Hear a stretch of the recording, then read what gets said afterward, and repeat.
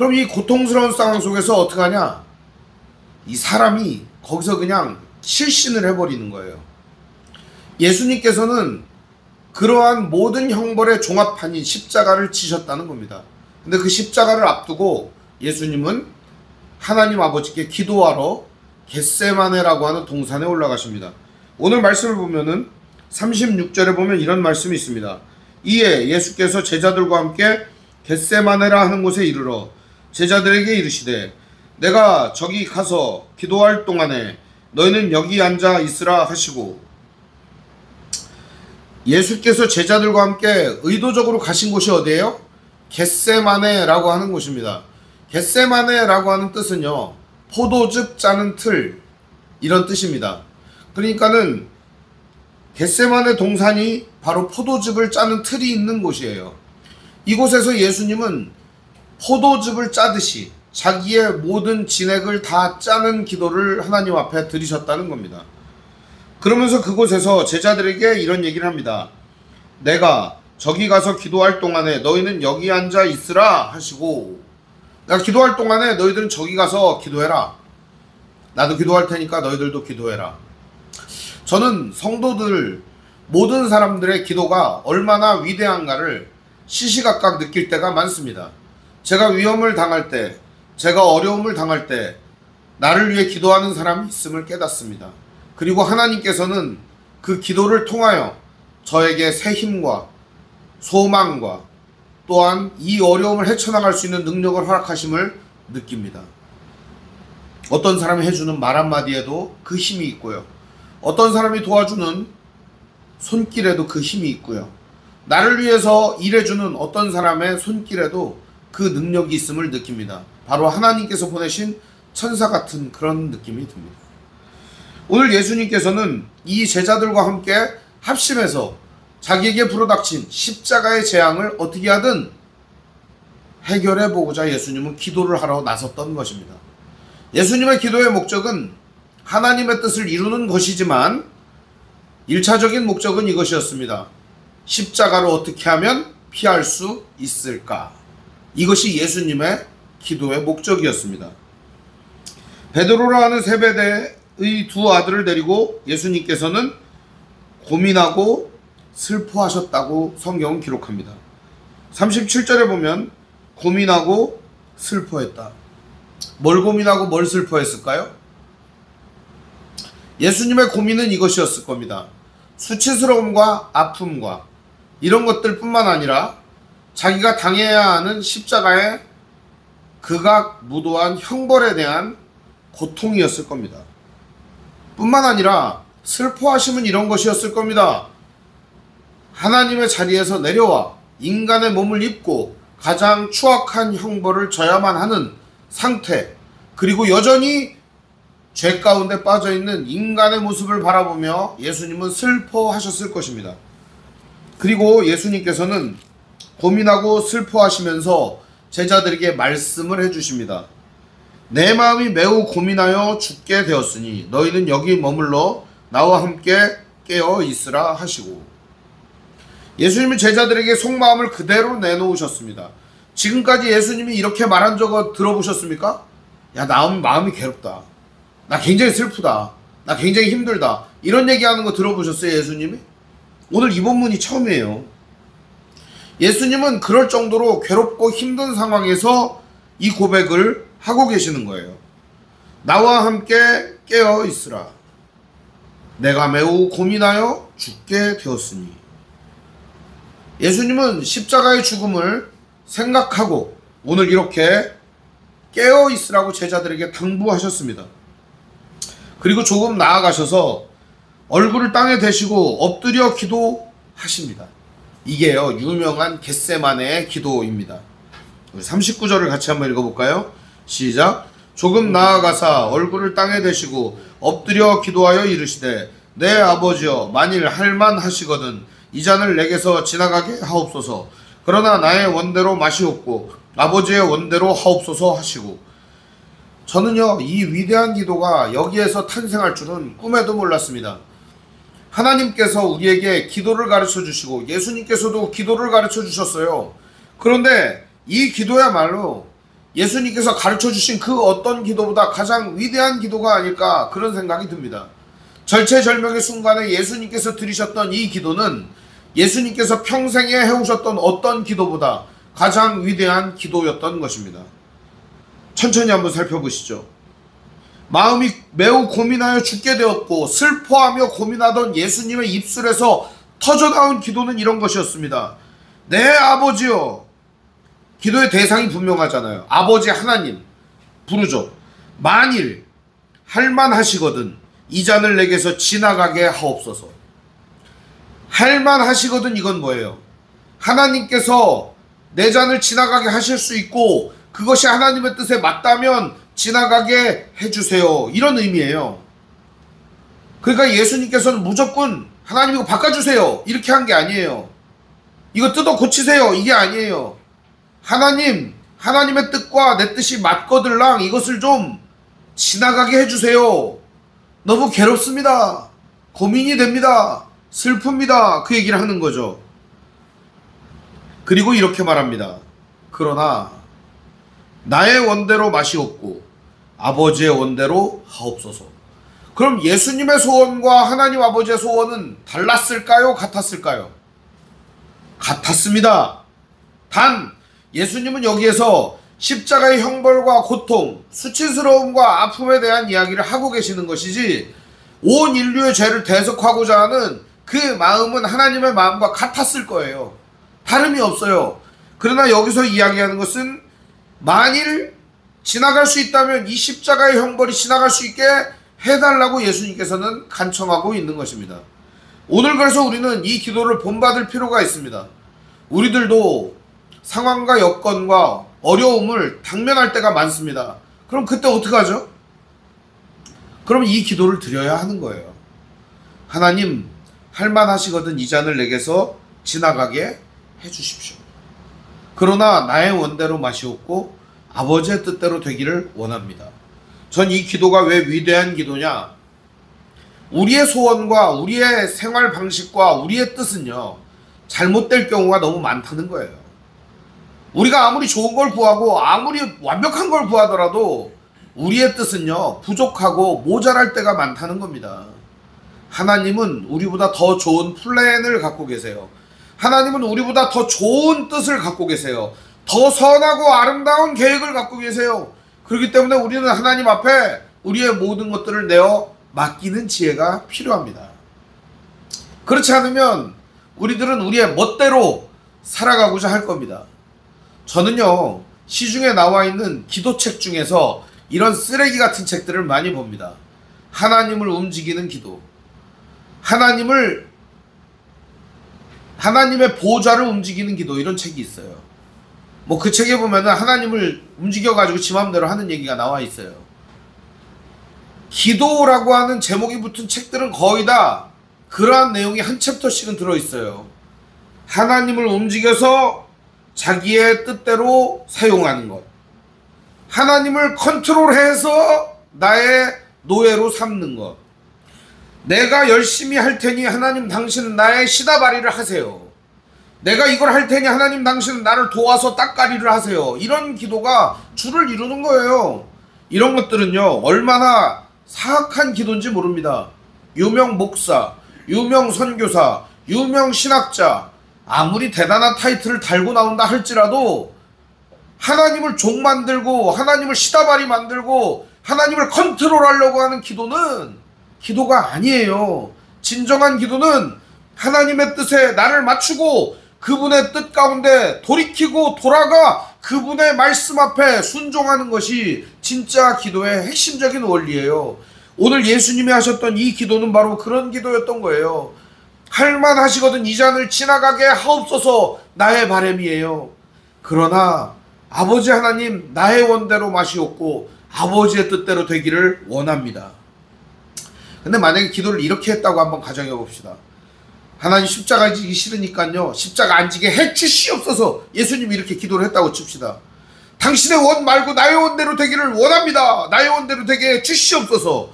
그럼 예수님 십자가를 안 졌을까요? 그래도 졌을 거예요.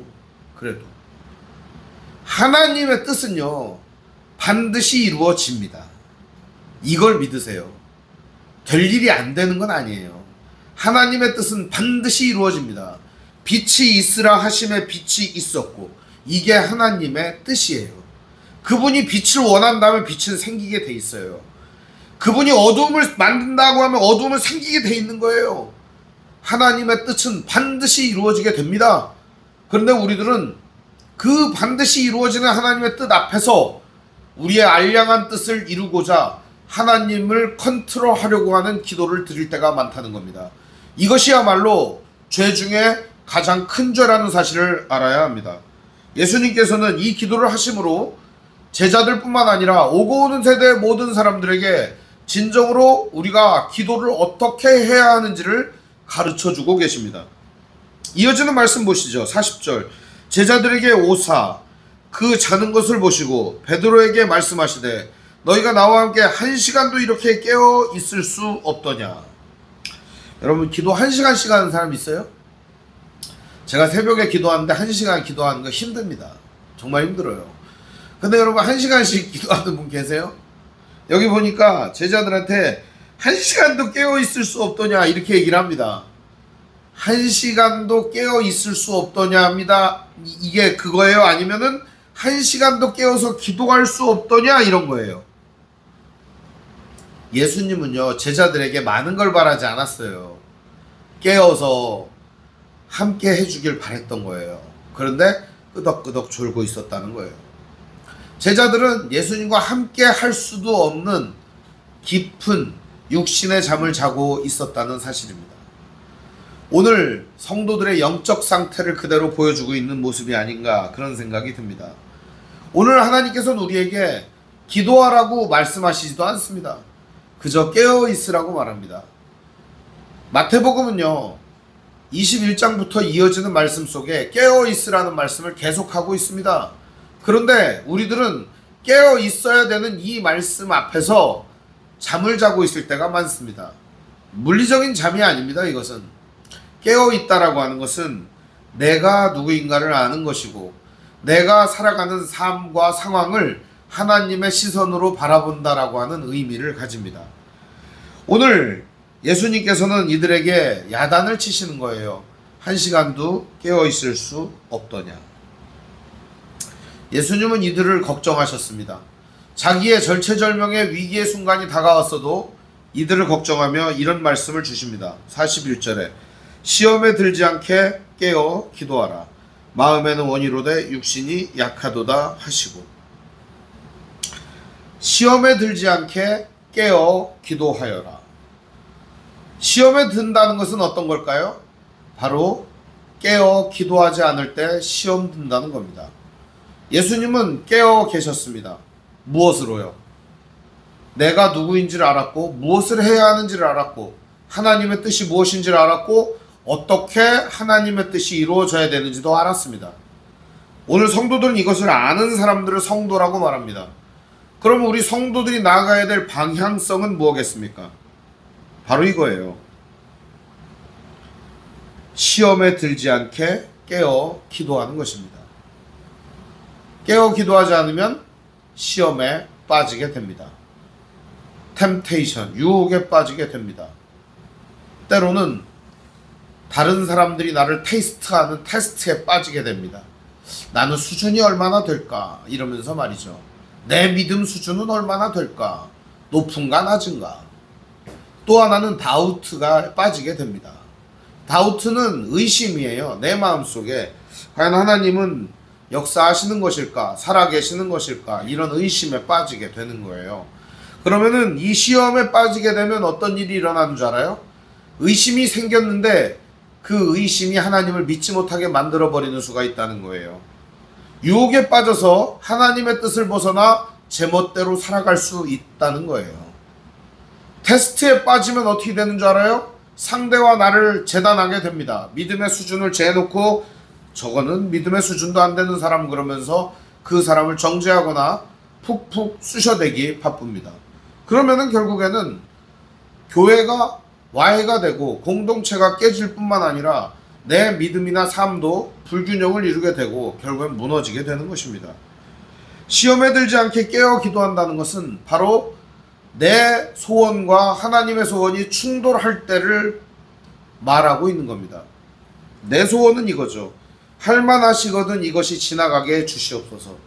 그러나 나의 원대로 맛이 없고 아버지의 뜻대로 되기를 원합니다.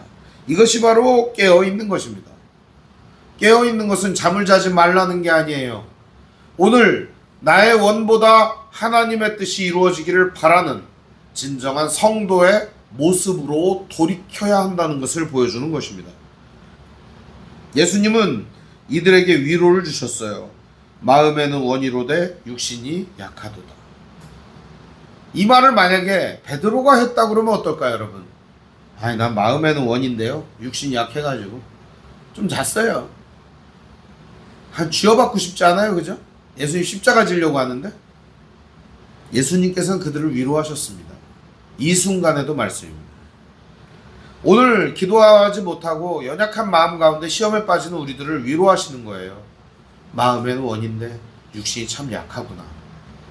주님의 위로가 여러분들에게 따뜻함으로 다가오지 않습니까? 오늘 주님께서는 그래도 우리에게 깨어 기도하기를 원하십니다. 우리가 마음에는 원이지만 육신은 약하다 하는 주님의 위로를 받아들이고 오늘도 깨어 기도할 때가 되었다는 사실입니다. 예수님은 이제 두 번째 나아가서 기도를 하십니다. 내 아버지여, 만일 내가 마시지 않고는 이 잔이 내게 지나갈 수 없거든 아버지의 원대로 되기를 원하나이다. 이거 지나갈 수 없거든 그냥 아버지 뜻대로 해주세요. 두 번째 기도도 똑같이 기도합니다. 예수님은 이번엔 더 적극적으로 이야기합니다. 아버지여, 만일 내가 마시지 않고는 이 잔이 내게서 지나갈 수 없거든. 십자가 무조건 져야 되면 그냥 아버지 뜻대로 되기를 원합니다. 예수님은 전적으로 아버지께 모든 걸 의탁하였습니다. 삼위 하나님이십니다. 예수님은 당연히 여기서 십자가 안 질 수도 있었습니다. 아니, 나 이거 안 할래. 하다 보니까 너무 힘드네. 이 인간들 다 싹쓸이하고 새로 만듭시다. 이렇게 할 수도 있는 거 아닙니까? 그러나 예수님은 여기서 아버지의 원대로 되기를 원한다고 이야기하십니다. 이게 바로 예수님의 뜻입니다. 이제 그리고 예수님은 제자들에게 오십니다. 보신즉 그들이 자니 이는 그들의 눈이 피곤함일러라. 이제 잠을 자고 있어요. 너무 피곤한 거예요. 또 그들을 두시고 나아가 세 번째 같은 말씀으로 기도하신 후, 예수님은 그러니까 겟세마네 기도를 총 몇 번 하신 거예요? 3번 하셨다는 겁니다. 여러분은 이런 기도 몇 번이나 하십니까? 하나님 들어 주시옵소서 이렇게 하는 편이에요? 아니면은 그냥 아버지 뜻대로 되기를 원합니다 이런 편이세요? 포기가 빠른 사람일수록 그런 기도를 하죠. 저는 그런 기도를 많이 합니다. 하나님, 내 뜻은 있는데요, 신경 쓰지 마시고 당신 뜻대로 하세요. 그냥 어차피 당신 뜻대로 할 거잖아요. 그러니까 고집 안 피울 테니까 마음대로 한번 해보세요. 좀 저는 지켜보고 있을 테니까요. 이렇게 하는 편입니다. 제가 원하는 게 있잖아요. 하나님 이걸 들어 주시옵소서 이렇게 하지 않아요. 하나님, 내 원대로 했다가 뭐가 잘못될 것 같아요. 그러니 당신의 뜻대로 하세요. 그게 제일 좋을 것 같아요. 이렇게 기도합니다. 물론 뭐 제가 이상한 거 구하더라도 하나님은 자기 마음대로 할 거예요. 내가 잘못된 거를 막 구해도 하나님은 그분께서 선하신 뜻으로 이루실 거를 저는 믿어요. 그러면은 하나님 어차피 자기 마음대로 할 거 기도를 왜 라고 하는 걸까요, 여러분? 우리가 기도를 함으로 이거를 발견하게 되는 거예요. 바로 지금 이 부분을. 나의 뜻이 얼마나 어리석은가, 나의 방향성이 얼마나 허무한 것인가, 그리고 하나님의 뜻이 얼마나 옳고 위대하고 좋은 것인가, 이거를 발견하게 되는 것입니다. 세상을 살면서 우리는 무엇을 발견하느냐에 따라 인생의 방향성이 달라지는데, 하나님의 선하신 뜻을 발견한 사람은 그분의 뜻 아래에서 순종하는 법을 배우게 됩니다. 이게 바로 믿음의 사람들이 선택을 하는 선택의 결과라는 것입니다. 결론의 말씀을 드립니다. 예수님은 이렇게 3번 기도하신 후에 제자들에게 오셔서 이렇게 말씀하십니다. 이제는 자고 쉬라. 보라, 때가 가까이 왔으니 인자가 죄인의 손에 팔리느니라. 제자들은 영문도 모르지만 예수님께서 자기가 팔린다고 얘기하니까 그래 이제 팔리나 보다 이런 생각을 했을 겁니다. 예수님은 한마디 더 하십니다. 일어나라 함께 가자. 보라 나를 파는 자가 가까이 왔느니라. 나 팔릴 거야. 그리고 나를 파는 사람들이 가까이 왔어. 이렇게 말씀하십니다. 예수님은 그러니까 자기가 팔려 십자가에 달릴 것을 아시면서도 그 직전까지 뭐를 하십니까? 기도하고 계셨습니다. 바로 하나님의 선하신 뜻이 맞는지를 확인하는 작업이었던 것이죠.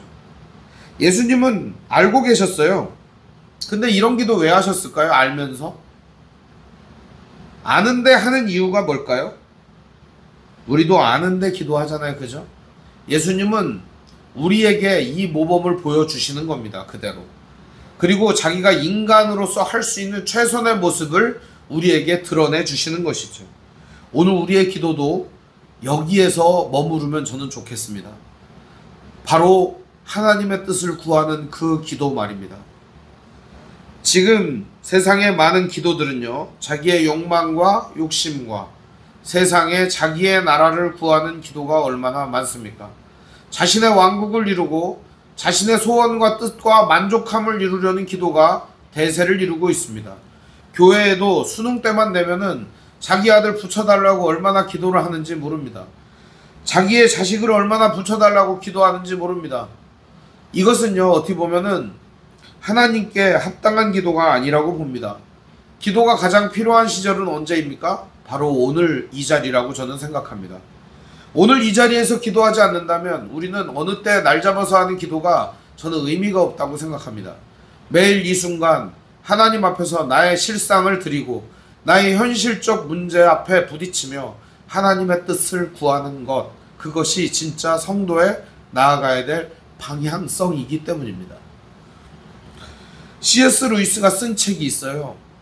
스크루테이프의 편지라고 하는 책이 있습니다. 여기에는 마귀, 스크루테이프, 이름도 웃기잖아요. 그죠? 스크루테이프가 뭐예요? 이 스크루테이프라고 하는 마귀가 조카 마귀 워무드라고 하는 조카한테 인간을 구렁텅이에 빠뜨리고 지옥으로 밀어넣는 11가지의 방법을 가르쳐주고 있어요. 근데 거기에 보면은 이런 얘기가 나옵니다. 이 워무드가 인간을 괴롭히는 거예요. 가서 고난을 주고 괴롭힘을 주고 힘들게 만들고 외롭게 만들고 고립을 시켰어요. 야, 삼촌이 나를 좋아하겠지? 내가 인간을 이렇게 괴롭혔어. 그러자 스크루테이프가 워무드를 한 대 쥐어박으면서 너는 무슨 일을 이따위로 하는 거야? 전 인간을 괴롭혔지 않습니까? 잘했지 않습니까? 봐, 이제 인간이 뭘 하나? 저 인간은 외롭고 괴로운 순간 신을 찾게 돼 있어. 진짜 그러니까 그 사람이 기도를 하는 거예요.